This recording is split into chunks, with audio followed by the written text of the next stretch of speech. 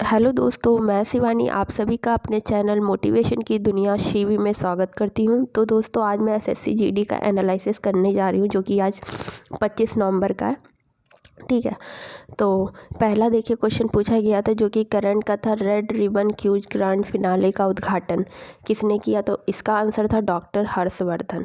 उसके बाद देखिए क्वेश्चन आया था, गणतंत्र दिवस के अतिथि कौन थे? तो ऑप्शन में जो था उसके अकॉर्डिंग वो था बोरिस जॉनसन, यूके के पीएम है ये। ठीक है, उसके बाद सेकंड क्वेश्चन पूछा गया था, नई पर्यटन नीति किसने घोषित की है? तो इसका आंसर था गुजरात।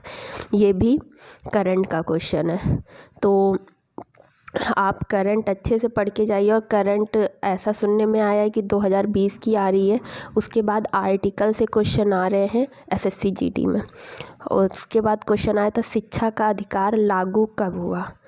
तो इसका आंसर 2002 नहीं होगा, जबकि 2010 होगा, क्योंकि इसमें पूछा गया लागू कब हुआ, ये नहीं पूछा गया शिक्षा का अधिकार मतलब कौन से संविधान संशोधन द्वारा 21 के तहत जोड़ा गया। ठीक है, तो दोनों क्वेश्चन ध्यान से सुनिएगा। शिक्षा का अधिकार लागू कब हुआ? तो 2010 है आंसर। और आया कब? तो 86 संविधान संशोधन 2002।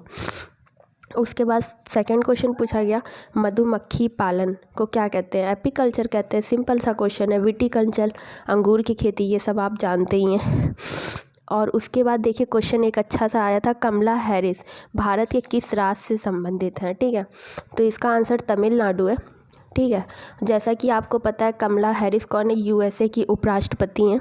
ठीक है, उसके बाद क्वेश्चन आया था पेटा अवार्ड से। पेटा अवार्ड किसे दिया गया? अब देखिए मुझे तो इतना नहीं पता, लेकिन अब बच्चे ने ऐसा बताया कि पेटा अवार्ड आया है।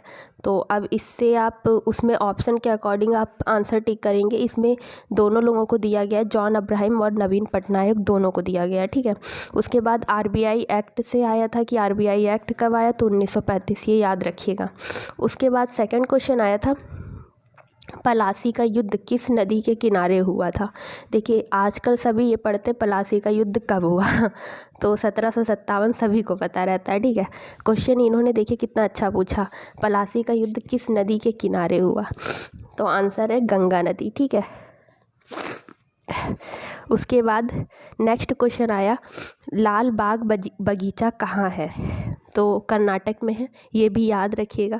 हो सकता है किसी शिफ्ट में, आपकी शिफ्ट में पूछा जाए। उसके बाद पूछा गया था चंदौली नेशनल पार्क, तो ये कहाँ है? महाराष्ट्र में। उसके बाद डीआरडीओ, अब इतना पता चला है डीआरडीओ से क्वेश्चन आया था। हो सकता है इसके अध्यक्ष पूछ लिया गया हो, या इसका हेडक्वार्टर, या इसकी स्थापना, ऐसा कुछ भी पूछ सकते हैं। तो आप तीनों चीज़ें याद रखिए। न्यू दिल्ली में हेडक्वार्टर है, इसके अध्यक्ष जी सतीश रेड्डी हैं, और स्थापना 1958 में हुई। ठीक है, और पलासी का युद्ध किस नदी के किनारे हुआ था? तो गंगा नदी के किनारे। ठीक है, और 1757। उसके बाद देखिए क्वेश्चन आया था एक नया क्वेश्चन, राष्ट्रीय मिर्गी दिवस। अब ये नहीं पता उसने राष्ट्रीय पूछा या विश्व मिर्गी दिवस पूछा, अब ये तो बच्चे ही बता सकता है, लेकिन उन्होंने ये बताया मिर्गी दिवस से क्वेश्चन आया था। ठीक है, अगर आपसे राष्ट्रीय मिर्गी दिवस पूछा जाए तो आप 17 नवंबर आंसर टिक करेंगे। अगर आपसे विश्व मिर्गी दिवस पूछा जाए तो 8 फरवरी टिक करेंगे। उसके बाद क्वेश्चन आया था, देखिए स्टडी ऑफ ह्यूमन बॉडी को क्या कहते हैं? एंटोनॉमी कहते हैं, याद रखिएगा। एक क्वेश्चन देखिए, ये भी बहुत अच्छा है, किस भारतीय आंदोलन के दौरान बंगाल में राष्ट्रीय ध्वज को तैयार किया गया था? काफ़ी अच्छा क्वेश्चन है। तो ये स्वदेशी आंदोलन है। देखिए हिस्ट्री से क्वेश्चन आ रहे हैं, बट डीप आ रहे हैं। ठीक है, तो ये याद रखिएगा, बहुत ही अच्छा मुझे अच्छा लगा ये।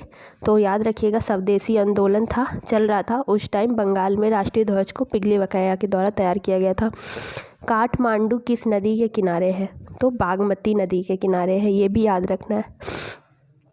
उसके बाद देखिए क्वेश्चन आया था आर्टिकल 370, तो ये जम्मू कश्मीर के लिए था, विशेष दर्जा दिया गया था जम्मू कश्मीर को, लेकिन ये अब हट गया है। 31 अक्टूबर 2019 से इसको हटा दिया गया है। ठीक है, तो ये सारी चीज़ें आप याद रखिएगा, हो सकता है आपके एग्ज़ाम में भी पूछ ली जाए। तो आपको ये वीडियो कैसी लगी? अगर वीडियो पसंद आती है तो लाइक शेयर सब्सक्राइब ज़रूर करें, और चैनल को सब्सक्राइब करें। Thank you so much.